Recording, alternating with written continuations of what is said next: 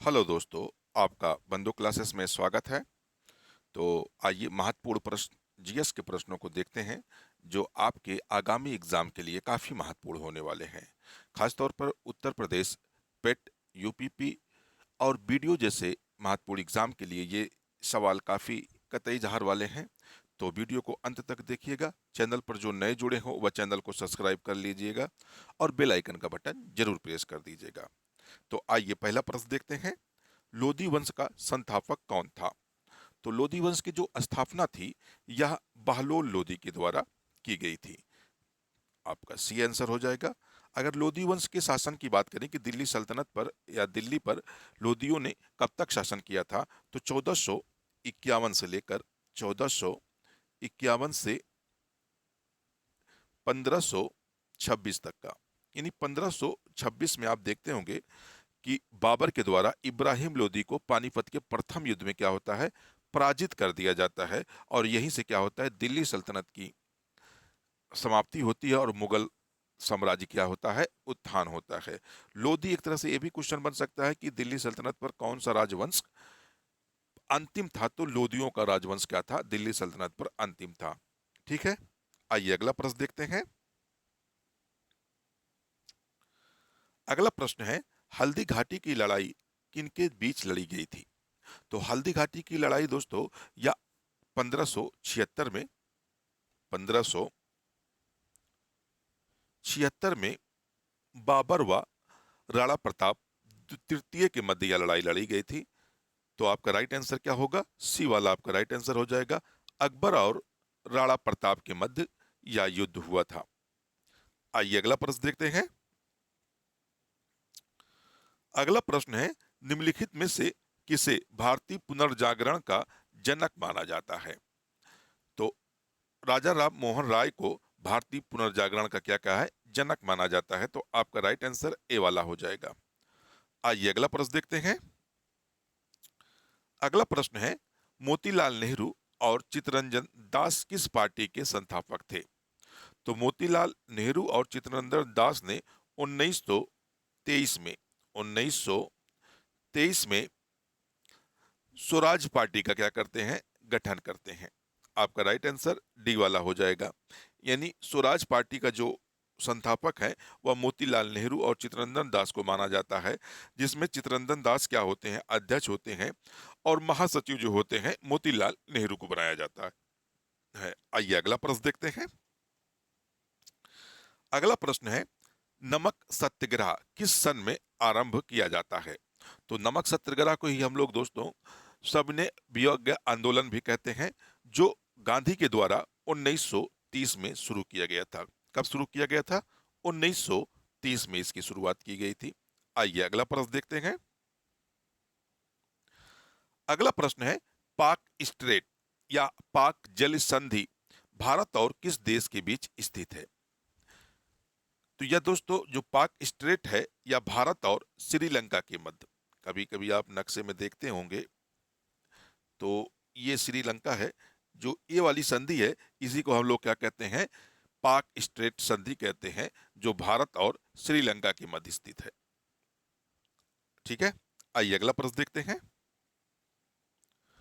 अगला प्रश्न है, क्षेत्रफल की दृष्टि से भारत का कौन सा राज्य सबसे बड़ा है? तो भारत में क्षेत्रफल की दृष्टि अगर हम लोग बात करें तो राजस्थान है, यानी राजस्थान जो है यह पहले स्थान पर है।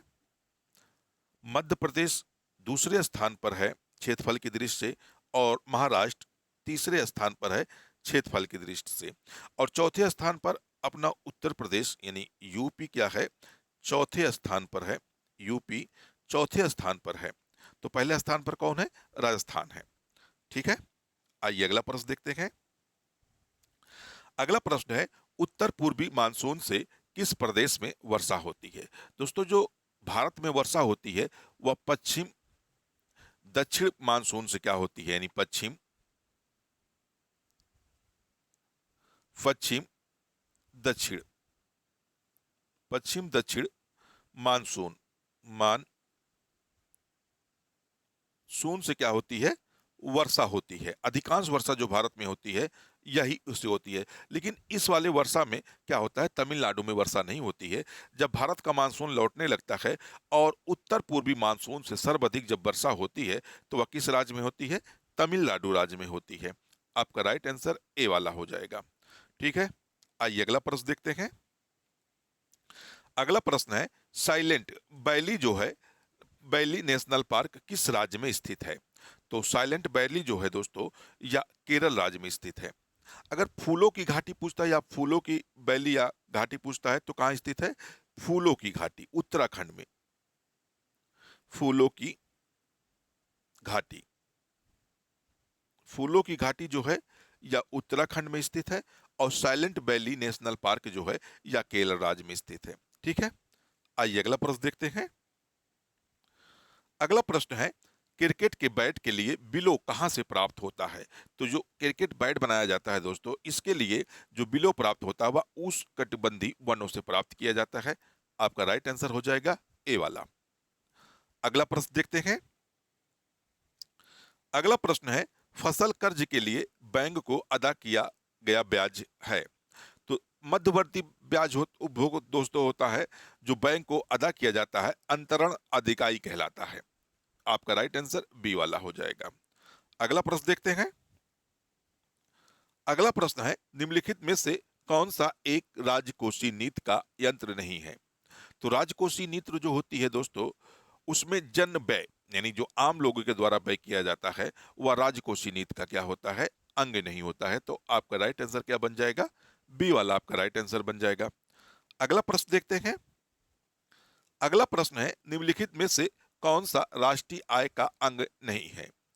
तो दोस्तों जो ब्याज भुगतान किया जाता है, यानी किसी राष्ट्र के द्वारा, तब किसी राष्ट्र से कर्ज लिया जाता है या ऋण लिया जाता है, उसकी जो ब्याज अधिकाई की जाती है, वह हमारे नेशनल इनकम में क्या होता है? नहीं शामिल किया जाता है। तो आपका राइट आंसर क्या बन जाएगा? सी वाला आपका राइट आंसर बन जाएगा। अगला प्रश्न देखते हैं। अगला प्रश्न है, एकाधिकार शब्द किससे संबंधित है? एकाधिकार जो होता है दोस्तों, या पूंजीवादी की विचारधारा का शब्द है, जो प्रॉफिट पर काम करता है, इसलिए आपका राइट आंसर क्या हो जाएगा? ए, पूंजीवादी। अगला प्रश्न देखते हैं। अगला प्रश्न है, बड़ी फार्मों की कम संख्या वाले बाजार को क्या कहते हैं? जो बड़ी संख्या वाली फार्म होते हैं, क्या कहलाता है दोस्तों?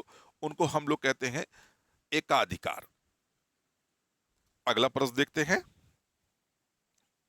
मृग मरीचिका बनने वाली परघटना को क्या कहते हैं? जो मृग मरीचिका बनती है दोस्तों, या पूर्व आंतरिक परिवर्तन के कारण ऐसी घटनाएं होती हैं, तो इसलिए आपका राइट आंसर क्या हो जाएगा? ए, पूर्व आंतरिक परिवर्तन। अगला प्रश्न देखते हैं। अगला प्रश्न है, हाइड्रोजन परमाणु का नाभिक क्या कहलाता है? जो हाइड्रोजन बम होते हैं या हाइड्रोजन के जो नाभिक होते हैं, वह प्रोटॉन कहलाते हैं। आपका राइट आंसर हो जाएगा सी, प्रोटॉन। अगला प्रश्न देखते हैं।